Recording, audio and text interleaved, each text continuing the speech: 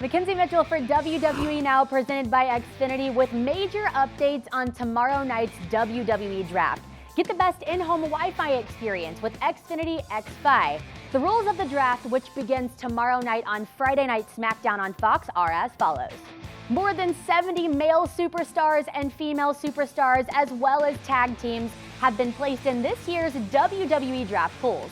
These lists are currently preliminary, but 30 superstars will be in SmackDown's pool and eligible to be drafted on Friday night, and 41 superstars will be in Raw's pool and eligible to be drafted on Monday.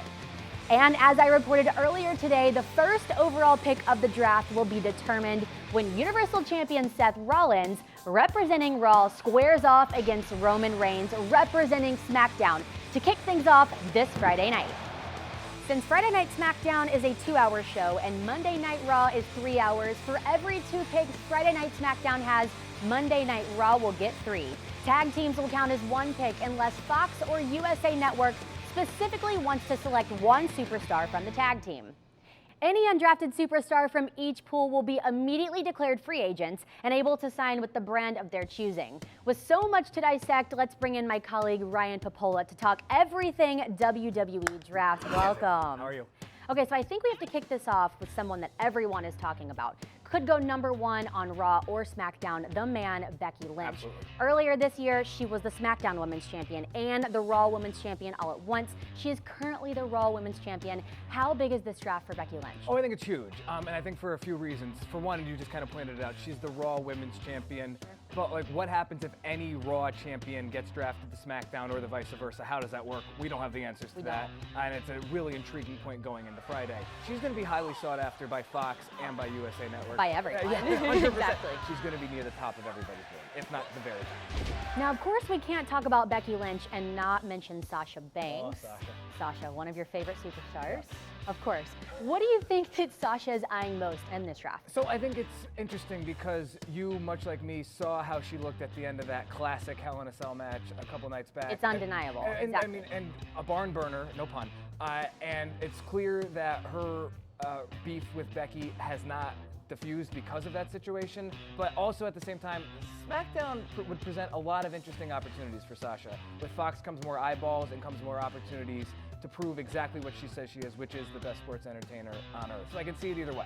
Mackenzie, one that's interesting for me is the Street Profits. Now, they've talked a lot of stuff over the last couple months on Raw. The draft presents a lot of interesting possibilities for them. I can see them making noise on Raw or SmackDown. Obviously, they have their history in NXT. Totally. We've seen them on NXT. We've also seen them backstage at Raw. Yes. We've never seen them actually wrestle, so it'll be interesting to see how this all pans out with the draft. Yep. So now we'll move over to the Monday night pool. First, starting off with Brock Lesnar, somebody that just got a win over Kofi Kingston. WWE champion. Of course, now is having some controversy with Cain Velasquez. What does that mean? So, I mean, there's a lot to dissect there with Brock, right? I'm curious heading into Monday night when he'll be eligible to be drafted by Raw or SmackDown. Is his head totally even focused on the draft right now? I mean, it's like Cain Velasquez represents a lot for Brock. It was one of his biggest UFC losses. It was like he saw a ghost last Friday night on SmackDown. This goes without saying, Brock Lesnar is one of the all-time biggest, figuratively, literally WWE superstars. If he's not right at the very top for Fox or USA, I would be absolutely shocked. Someone also in Monday's pool that we should touch on, Charlotte Flair, the current SmackDown Women's Champion. Is Charlotte somebody that you could build a brand around? Oh, it's undoubtable. First of all, 10 women's title reigns is crazy. Never been done. No one's even really come close. The momentum she has right now because of that, undeniable. Charlotte represents, in a lot of ways, but in a different way, kind of like the female Lesnar, where she is big box office. She's going to just bring a ton of eyeballs to your brand. I'd be shocked if Fox and USA right now aren't on the horn with one another, really vying for her services, 100%. And one of the most popular tag teams in all of WWE in Monday's pool, The New Day. A ton going on for the New Day heading into this. First of all, where is Kofi's head at after that crushing loss to Lesnar last Friday night on SmackDown?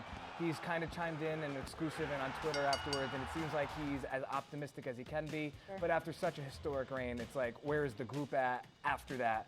The other thing, and I almost shudder to say this as a big fan of the New Day, groups can be drafted as a group, but they also can be separated via the rules of the draft, as you pointed out earlier. Right. Will SmackDown want Kofi? Would Raw and USA Network want Big E?